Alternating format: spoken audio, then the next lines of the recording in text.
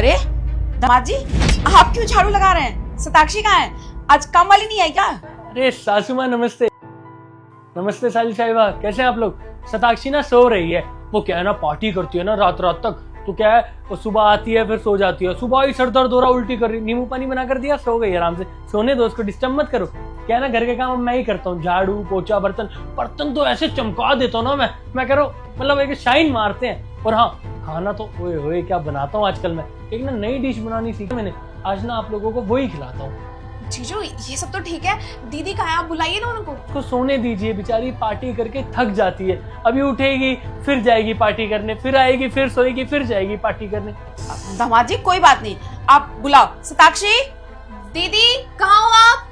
अच्छा रुकिए आप लोग, मैं ही बुला देता हूँ, बेचारी की नींद खराब हो जाएगी। सताक्षी, सताक्षी। अरे क्या है, क्यों चिल्ला रहे हो? क्या आफत आ गई? आफत नहीं, सासू माँ और आपकी बहना आई है। मम्मी छोटी, तू यहाँ बता देते ना आने से पहले अचानक। अब सताक्षी एक बात बता, ये दामाद जी घर का काम क्यों कर रहे हैं? झाड़ू पोछा कह रहे हैं, मैं खाना भी बनाता हूँ, मैं सब कुछ मैं ही करता हूँ। क्या हुआ, तू नहीं करती कुछ घर का काम, या काम वाली नहीं लगाई? तुम्हारा दिमाग खराब है क्या? अभी सुबह ही तो झाड़ू लगाई थी मैंने, तो तुम्हें फिर से भूत सवार हो गया सफाई का। तुमने लगाई? मतलब इतने महीनों से तो मैं ही लगा रहा हूँ झाड़ू भी पोछा भी।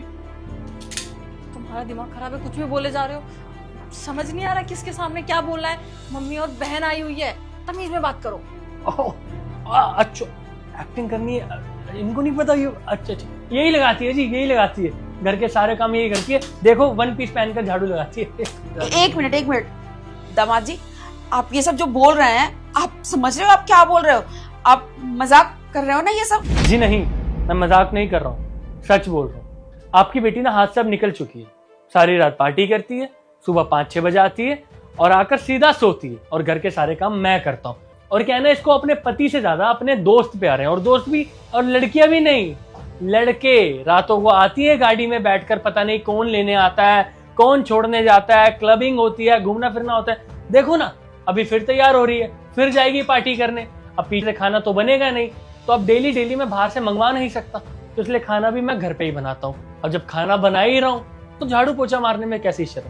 अब खाना खाऊंगा तो बर्तन गंदे होंगे, तो बर्तन भी मैं खुद ही धो लेता हूँ। इतनी औकात नहीं ना मेरी अभी कि मैं काम वाली भी रख लूँ और अपनी बीवी के खर्चे भी उठा लूँ। आप दोनों तो इस घर में पहली बार आए हो ना? पहले तो पुराने घर में ही आते थे, जहाँ हम लोग मम्मी पापा के साथ रहते थे, है ना, फैमिली के साथ। तो आपको पता नहीं होगा हमने ये घर क्यों लिया। शायद आपकी बेटी ने आपको गलत इन्फॉर्मेशन दी होगी। मैं आपको असली बात बताता हूँ। हमने ये नया घर इसलिए लिया क्योंकि आपकी बेटी को मेरे मम्मी पापा के साथ रहना बिल्कुल नहीं पसंद था। उनको भला बुरा बोलती थी, उनकी हर चीज से इसको दिक्कत होती थी।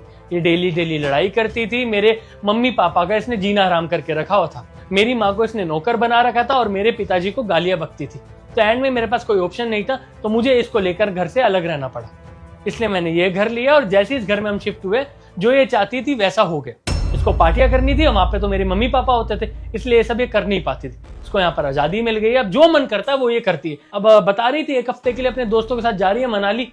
अब जब मैं कुछ बोलता हूँ कि ये चीजें गलत हैं, सही नहीं है, अब तुम शादीशुदा हो, ये सब चीजें तुम्हारे ऊपर सूट नहीं करती, तो मुझे धमकी देती है।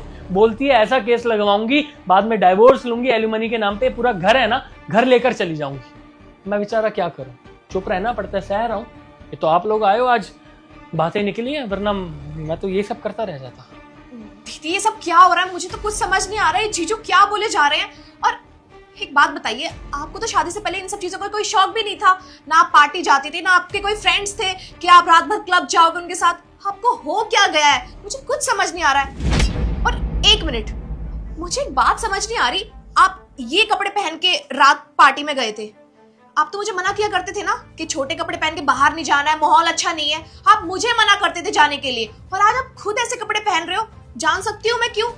पर ये सब भी छोड़ो, जीजू आपसे इतना प्यार करते हैं, इतनी केयर करते हैं आपकी, और आप क्या कर रहे हो जीजू के साथ? उनसे सारे घर का काम करा रहे हो और खुद रूम में सो रहे हो 12-12 बजे तक। आपको शर्म नहीं आती है? एक मिनट दीक्षा। सताक्षी, ये दामाद जी क्या बोल रहे हैं? तुम्हें ये संस्कार दिए थे मैंने कि तुम अपने घर में आके खुद से अपने घर में आग लगा लो, ये सिखाया था?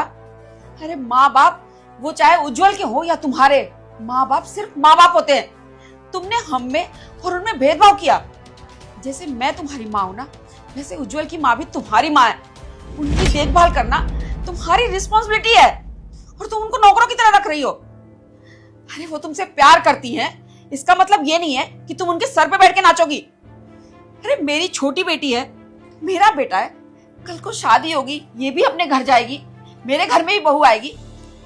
दमाद जी ने बिल्कुल सही बोला है, कल को जब वो मेरे साथ ऐसा करेगी तब शायद तुम्हें पता लगेगा कि दमाद जी क्या कर रहे हैं।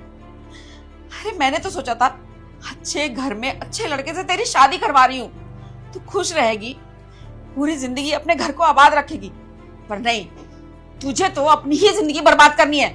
ये ड्रेस, ये पार्टी, लड़के, दोस्त, अगर तुझे कहीं जाना है तो तू दामाद जी के साथ क्यों नहीं जाती, दोस्तों के साथ क्यों जाती है? अरे दामाद जी काबिल हैं, वो तुझे घुमा सकते हैं, तेरी सारी खुशियों का ध्यान रखते हैं, फिर तुझे क्या जरूरत है किसी दूसरे के साथ? और ये उन दूसरों का ही असर है जो तू अपने घर में आग लगा रही है। और तुझे एक बात बताऊं, ये दुनिया का सबसे बड़ा पाप है कि एक बच्चे को उसके मां से अलग कर दो। तुम्हारे साथ भी वही होना चाहिए जो तुम उज्जवल की मां के साथ कर रही हो। तभी मैं सोचूं, घर में घुसते दामाद जी ऐसे क्यों व्यवहार कर रहे हैं हम लोगों के साथ? अरे ये तो ऊंची आवाज में बात नहीं करते किसी से, इन्होंने हमेशा हम सबका ध्यान रखा है, बिल्कुल अपनी फैमिली की तरह। पर तुझ पे ये फितूर कहां से चढ़ गया? मम्मी रहने दो, दीदी को ना कुछ समझ नहीं आने वाला है, ये बस चुपचाप सुन रही है हमारी बातें, कोई इनको असर नहीं हो रहा है। एक काम करते, चलते हैं यहाँ से। सताक्षी चुप क्यों हो, बोलोगी कुछ? मम्मी मुझे माफ कर दो, मैंने कभी इस तरीके से सोचा नहीं, लेकिन आज मुझे समझ में आ रहा है कि सच में अगर जैसा मैंने अपने सास ससुर के साथ किया, अगर आपके साथ आपकी बहू करेगी तो मुझे कितना बुरा लगेगा। मम्मी मुझे माफ कर देना, मैं आगे से ऐसा नहीं करूंगी। तुझे माफी चाहिए ना, तो तू एक काम कर, जाकर अपने सास ससुर से माफी मांग। अगर उन्होंने तुम्हें माफ कर दिया और वो इस घर में आ गए तो फिर मैं तुम्हें माफ कर पाऊंगी, वरना नहीं। चल दीक्षा। मम्मी रुको, मैं उनसे माफी मांग लूंगी ना, बल्कि आज ही माफी मांगूंगी और उनको अपने घर में लेकर आऊंगी, पक्का। उज्जवल मुझे माफ कर देना, मैंने मम्मी पापा के साथ ऐसा किया, मैंने कभी इस तरीके से सोचा नहीं। लेकिन चलते हैं ना, आज उनसे सॉरी बोलेंगे, हम वहाँ पे शिफ्ट हो जाएंगे या उनको यहाँ ले आएंगे? कोई बात नहीं, तुम्हें अपनी गलती का एहसास है, मेरे लिए उतना ही काफी है। सुनकर अच्छा लगा कि तुम अपनी गलती मान रही हो और जो तुमने गलतियां करी है तुम दोबारा रिपीट नहीं करोगी। कोई बात नहीं। सासू माँ, साली साहिबा, अंदर आइए ना, वहीं थोड़ी खड़े रहोगे। आज ना एक बढ़िया डिश बनाकर खिलाता हूँ आपको, आइए आइए। अभी फिर से आप ही बनाएंगे? नहीं, मैं बनाऊंगी ना, मैं बनाऊंगी। आप बताइए क्या खाएंगी? अरे कोई कुछ नहीं बनाएगा, बैठकर आराम से बात करेंगे, बाहर से मंगवा लेंगे। हाँ ये सही रहेगा। आइए।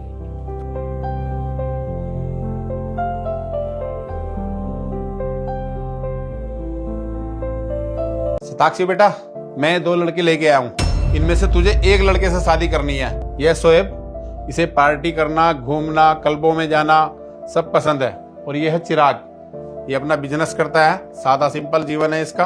अब तुझे सोचना है इनमें से किससे शादी करनी। और हाँ, शाम तक मुझे बता देना, ठीक है? मैं ऑफिस के लिए निकल रहा हूँ। हेलो सताक्षी। हेलो जी नमस्ते। नमस्ते। देखिए गाइज, मेरे पापा चाहते हैं कि मैं आप दोनों में से किसी एक को सेलेक्ट करूं शादी के लिए, लेकिन मैं आप दोनों को तभी सेलेक्ट कर पाऊंगी जब मैं आप लोगों से अकेले में बात करूंगी। आप ना पहले मुझसे बात कर लो, मुझे ना क्लब के लिए लेट हो रहा है, सारे फ्रेंड्स वेट कर रहे हैं। चिराग चलेगा, आप अंदर वेट कर लेंगे? जी हाँ जी, तो बताओ क्या बात करनी थी आपको मुझसे?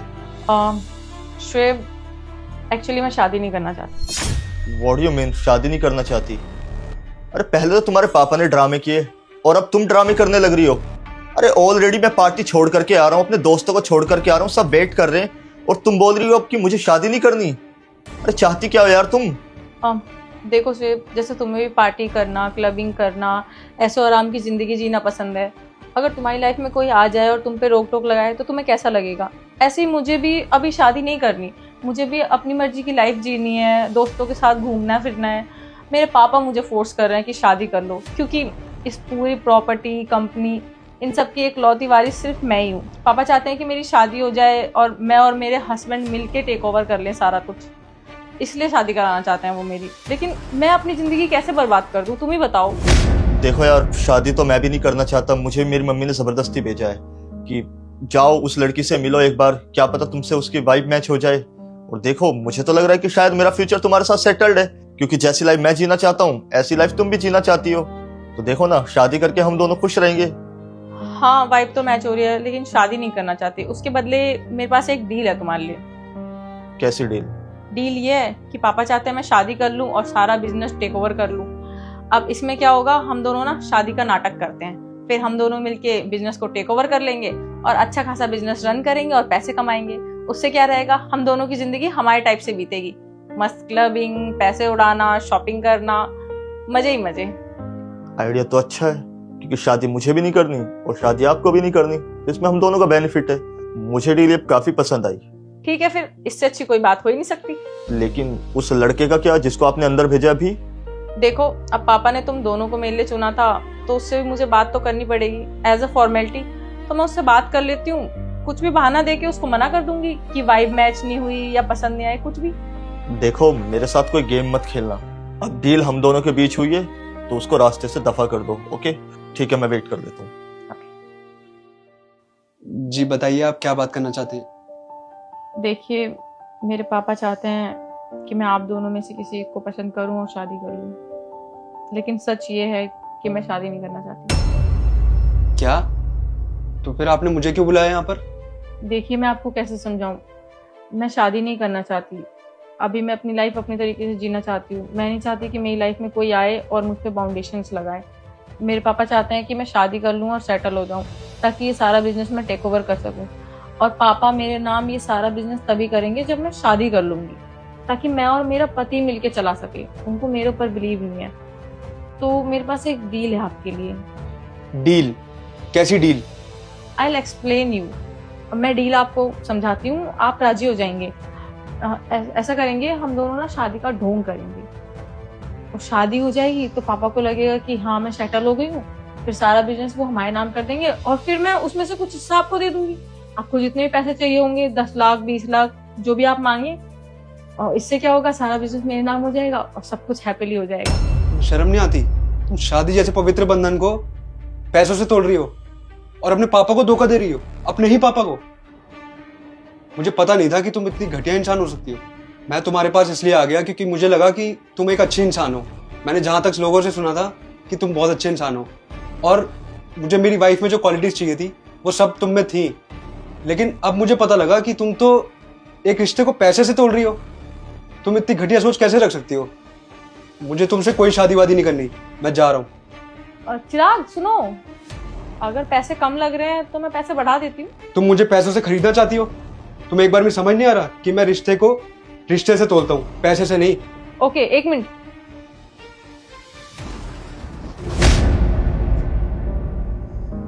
देखिए, ये सब एक छोटा सा टेस्ट था। मैं टेस्ट ले रही थी कि किसको मेरे पैसों से प्यार है और किसको मुझसे प्यार है। बट मुझे यकीन हो गया कि आपको मुझसे प्यार है, और मुझे अपनी लाइफ में एक ऐसा ही लाइफ पार्टनर चाहिए था जो मुझसे प्यार करे। मैं आपसे शादी करना चाहती हूँ। Are you sure? मुझे कंफ्यूजन हो रही है कि तुम क्या सच बोल रही हो और क्या झूठ। मैं सच बोल रही हूँ। क्या चल रहा है ये सब कुछ बैठे मैंने अपने कानों से सुना है। अभी तो तुम्हारी डील मुझसे कंप्लीट हुई थी और अब तुम क्या बोल रही हो? इसको डबलिंग कर रही हो क्या हम दोनों के साथ में? सॉरी श्वेब, मैं कोई डबलिंग नहीं कर रही। बस मैं ये देखना चाहती थी कि तुम दोनों में से मेरे लिए बेस्ट कौन रहेगा, और मुझे ऐसा लगता है कि चिराग मेरे लिए बेस्ट हैं। मैं सिर्फ ये देखना चाहती थी कि कौन मेरे पैसे से प्यार करता है और कौन मुझसे। सताक्षी, जैसा तुम सोच रही हो वैसा बिल्कुल भी नहीं। मैं अच्छा लड़का हूँ, मैं भी कभी कभी क्लबिंग करता हूँ। जैसा तुम बोलोगी मैं वैसे ही रहूंगा। श्वेब, मैंने ऐसा कब कहा कि तुम बुरे लड़के हो? बस तुम मेरे टाइप के नहीं हो। ठीक है सताक्षी, जैसा तुम बोलोगी मैं वैसा ही मैं बन जाऊंगा। जैसा मैं बोलूंगी ऐसा बनने की जरूरत नहीं है। और मैंने ये भी नहीं कहा कि तुम बुरे लड़के हो, बस मेरे टाइप के नहीं हो। मुझे एक प्यार करने वाला लड़का चाहिए, और तुम्हें पैसे में ज्यादा इंटरेस्ट है। अभी तुम अपनी लाइफ को लेके सीरियस नहीं हो, तुम्हें पार्टी घूमना ये सब पसंद है, और मैं अपनी लाइफ में अब सीरियस होना चाहती हूँ। शादी करके सेटल होना चाहती हूँ, जैसा कि मेरे पापा चाहते हैं। इसलिए बस। तो यहाँ क्या मेरा टाइम वेस्ट करने के लिए बुलाया था?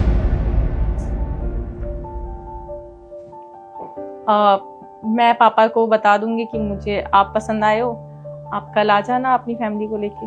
ठीक है, बाय। यार ये गाड़ी भी अभी खराब होनी थी। ए हेलो, तुम जाओ जाके मैकेनिक को बुलाओ और तुम मेरा बैग गाड़ी में रखो। तुम्हारा दिमाग तो खराब नहीं है? हम क्या तुम्हारे बाप के नौकर लग रहे हैं कि जो काम तुम बोलोगी वो हम करेंगे? पैसे दूंगी तुझे 500 रुपए, ठीक है? तो रख दे बैग गाड़ी में। कैसे बदतमीजी कर रही हो तुम? हम तुम्हें मजदूर लग रहे हैं क्या कि तुम हमें पैसे दोगे हम तुम्हारा काम करेंगे? अगर तुम्हें पैसे देके काम करवाना है तो किसी मजदूर से कराओ ना। तू सताक्षी है ना? तुम्हें मेरा नाम कैसे पता? भूल गई मुझे? मैं सरीना, तेरी क्लासमेट। ओ, याद आया। तो तू सरीना है, मेरी क्लासमेट। अभी भी नहीं बदली ना? उस टाइम भी इतनी ही बदतमीज थी और अभी भी। तुझे मैं 500 रुपए और दे दूंगी। अब तो तू मेरी फ्रेंड है, जान पहचान वाली है ना, तो तू ये बैग गाड़ी में रख दे। टोटल 1000 रुपए। तूने 1000 रुपए को भी एक साथ तो देखे ही नहीं होंगे ना, इसलिए। देखो वो मेरी वाइफ है, तुम इतनी बदतमीजी से बात नहीं कर सकती उनसे, समझ में आई? और अगर तुम उसकी कॉलेज की फ्रेंड हो तो तुम्हें हालचाल पूछना चाहिए, गले मिलना चाहिए, और तुम बदतमीजी कर रही हो। मतलब क्या मतलब हुआ इसका? चिराग रहने दो, मैं इसको अच्छी तरीके से जानती हूँ। ये मेरी फ्रेंड है, ये कॉलेज में भी इतनी ही बदतमीज थी और आज भी, और ये कभी भी नहीं सुधरने वाली। और वैसे भी बैक बेंचर से क्या ही उम्मीद की जा सकती है? भले ही मैं बैक बेंचर थी, लेकिन आज ना मेरे पास तुझसे ज्यादा पैसा है। और तेरी साड़ी से पता चल रहा है 200 रुपए वाली कि तेरी क्या औकात है मेरे सामने। तो तू मेरे बारे में बात तो कर ही मत। साड़ी से क्या पता चल रहा है? यही पता चल रहा है कि तू कहीं काम करती होगी, क्योंकि हमारा स्टेटस तो तू मैच कर नहीं सकती ना। देखो मैं तुम्हें लास्ट वार्निंग दे रहा हूँ, अगर फिर से तुमने कोई बदतमीजी करी मेरी वाइफ से, कुछ फालतू बोला, तो अंजाम अच्छा नहीं होगा। तुम जानती नहीं हो तुम किससे बात कर रही हो। चिराग रहने दो, इससे मुंह लगाने का यही मतलब है कि कीचड़ में पत्थर फेंकना, अपने ऊपर ही कीचड़ आएगी, क्योंकि ये कभी नहीं सुधरने वाली। सही ना, तुम्हारा ना बहुत ज्यादा हो रहा है। तुम्हें पता नहीं है कि तुम किससे बात कर रही हो। तुम्हें पता चलेगा ना तो तुम्हारे पैरों तले जमीन खिसक जाएगी। तुझे भी नहीं पता कि तू किसके मुंह लग रही है। तुझे पता है मेरे डैड यहाँ के कौन है? इस एरिया के SHO है मेरे डैड। और ज्यादा फालतू बोलेगी ना, तुम दोनों को ना बहुत नुकसान भुगतना पड़ेगा उस चीज का। ओ, तो तुम्हारे पापा इस एरिया के SHO हैं, इसलिए तुम्हें इतना ज्यादा घमंड है। तुम्हें लगता है कि तुम्हारे पापा SHO हैं तो तुम कुछ भी करा लोगी किसी से भी। हाँ तो घमंड होगा क्यों नहीं? मैं जो अपने पापा को बोल दूं ना, वो 1 मिनट में मान लेंगे, समझ गया? हाँ बुलाओ अपने पिताजी को, मैं भी देखूँ वो क्या कर सकते हैं। ठीक है, बुला लेती हूँ, लेकिन प्रॉब्लम ना तुम दोनों अपने लिए क्रिएट कर लोगे। मेरी मानो, पैसे लो, अपना काम करो और यहाँ से निकलती बनो। कोई बात नहीं सरीना, जो भी मुसीबत होगी वो हम हैंडल कर लेंगे। तुम हमारा छोड़ो, तुम बुला ही लो। मैं भी तो देखूं तुम्हारे पापा किससे क्या काम करा सकते हैं। तू ऐसे नहीं मानेगी ना, मैं कॉल कर ही देती हूँ, रुक जा।